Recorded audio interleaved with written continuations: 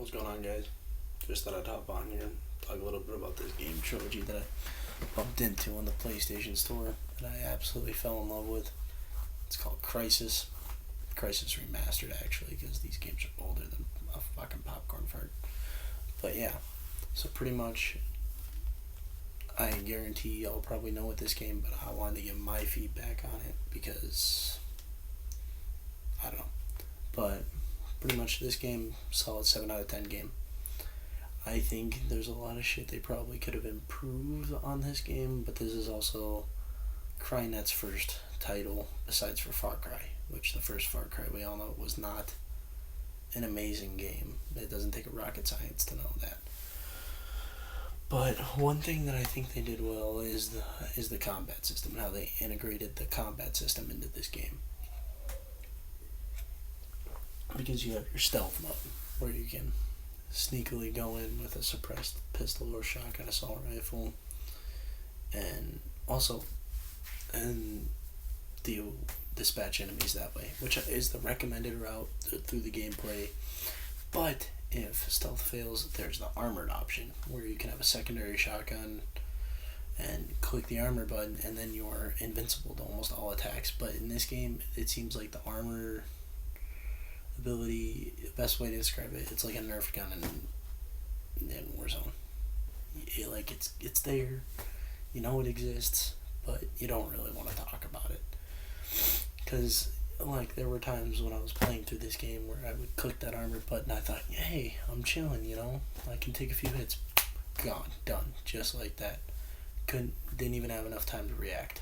And also with the armor, but they fixed that problem going into the second or third installments in this franchise, or trilogy, I should say.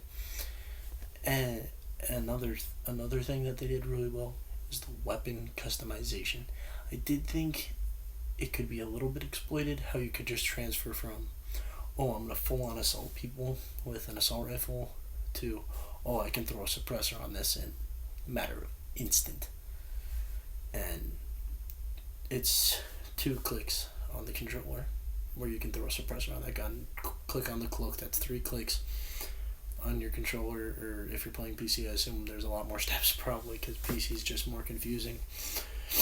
That where you can automatically make where you just decide to be stupid and running guns blazing, and then transfer 100% over to stealth. Another thing that I really liked about this game and was super fond of this game for was level design.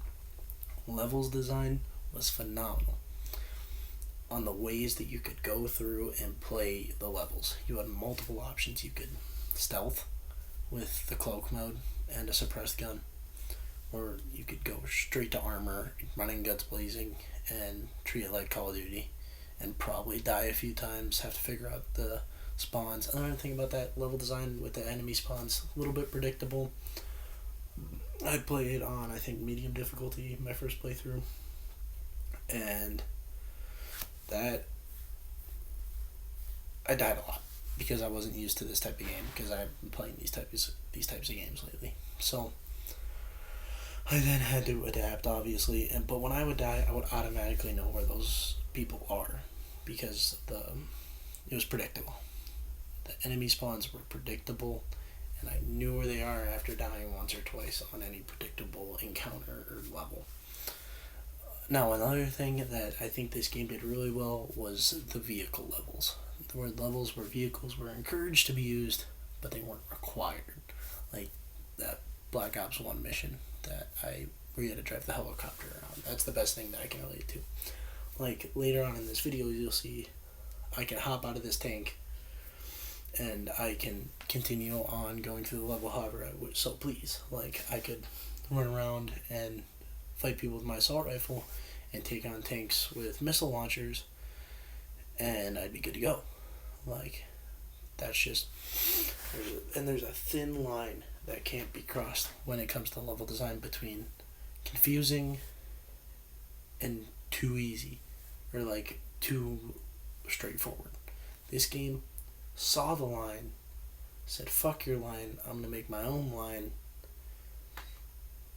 and made a really good circular level design. Where there is backtracking like there is in other games, but it doesn't feel like it's backtracking. It's a hard way to describe if you don't necessarily play video games.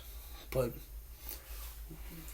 like, let's say if I had to go back to get somewhere, get something, or like turn on something, I wouldn't feel like I had to backtrack because what the enemies would be in different areas, etc., etc., etc.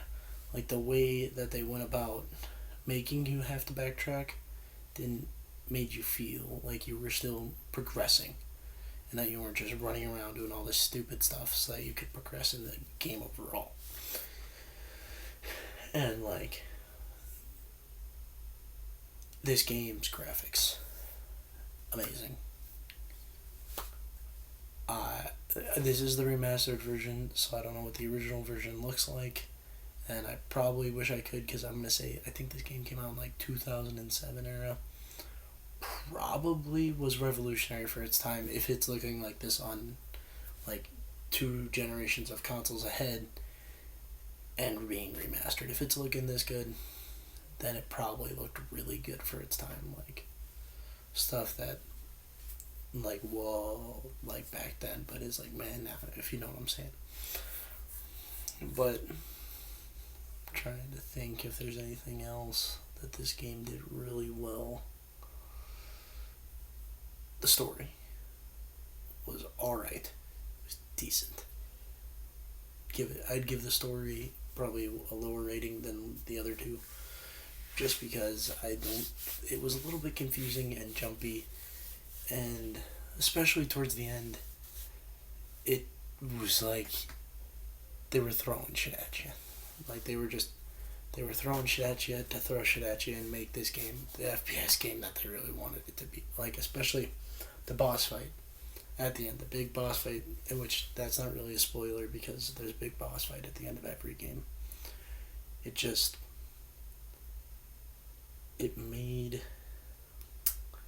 was almost too, I don't want to say too challenging, but it was too difficult to learn the movements and how to weaken the end boss.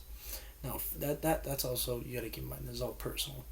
I'm not saying that you may or may not have had an easier time learning the movements of that big giant robot at the end. I really did. Like it probably took me 2 hours to beat the boss.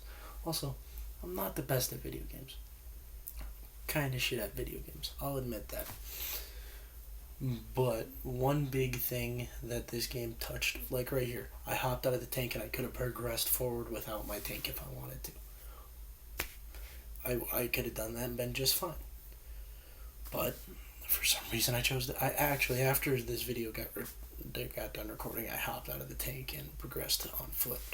But that's not important here. What's important is this game and what this game did really well, and something that this game did really well was the cave section where you're in the alien base or structure.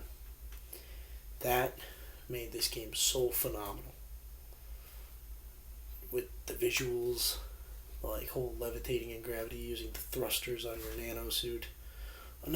One more thing kind of branching off here that this game did really well is explaining stuff. Not just like it's there because it's there and it's a video game, we can do whatever the fuck we want.